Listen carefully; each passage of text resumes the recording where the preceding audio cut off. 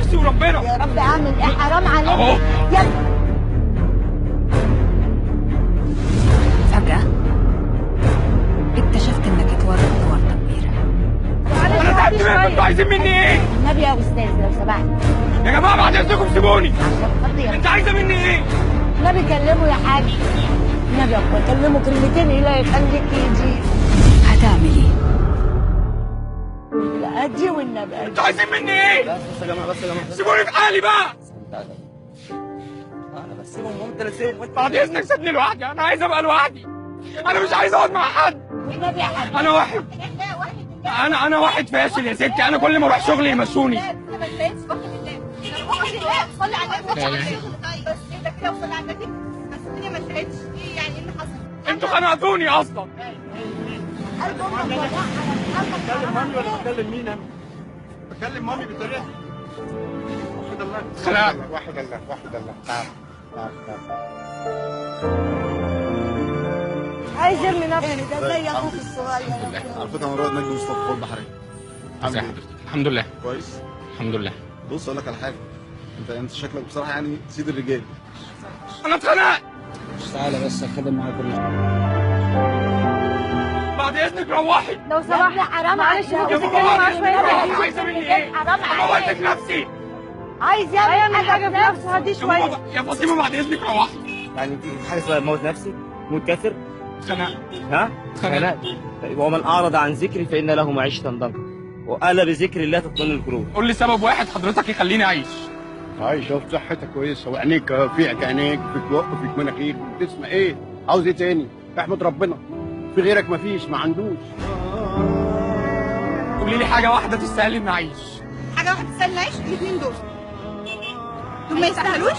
فشل وفشل وفشل وهتفشل 10 مرات. في الرقم 11 هتنجح ما تقلقش. ولو فشلت وفضلت افشل اعمل ايه؟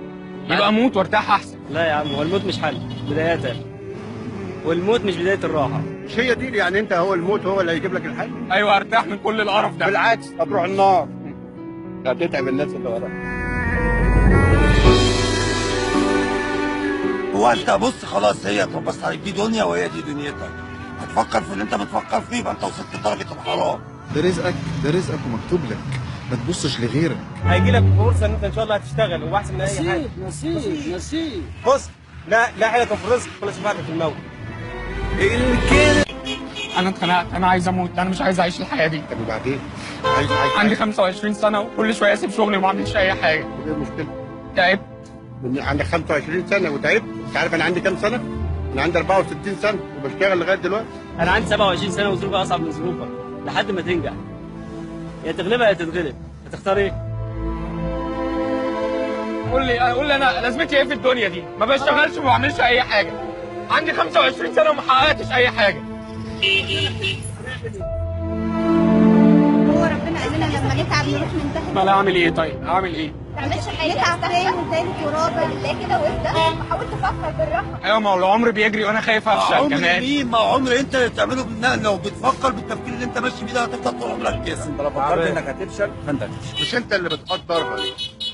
اعمل اللي عليك وبس. انا عندي محل دهب، سارق مني 2 كيلو دهب، بقيت على الحديده وبقيت على ما فيش معايا حاجه خالص، وبدات من تاني والحمد لله دلوقتي الحمد لله زي الفل احسن من الناس كلها. لازم تثابر، هي الحياه عايزه مثابره.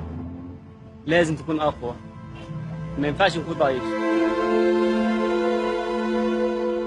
هو لازم كده، هي تجارب الحياه كده. كلنا كده.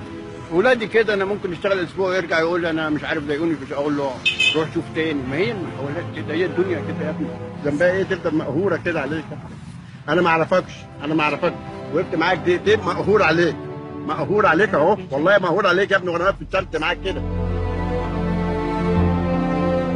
الله يلا يا عم روح نام ريح ساعتين، ها، وافطر مع ماما كده وخليها تبقى راضيه عليك وسيبك من اللي انت فيه ده. والناس اللي انت مزعلهم دول ما ينفعش تزعلهم، صح؟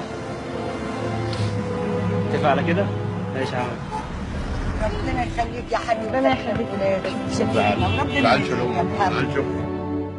اسمع اديني تليفونك بقى. ممكن تليفونك ولا مش ممكن؟ ما تيجي تفطر معايا ولا ايه؟ حط له حاجه حلوه بقى النهارده على حسابي وامر الله يعني. حط على كل سنه على راسك. بص ربنا بيبعت كل حد جاي.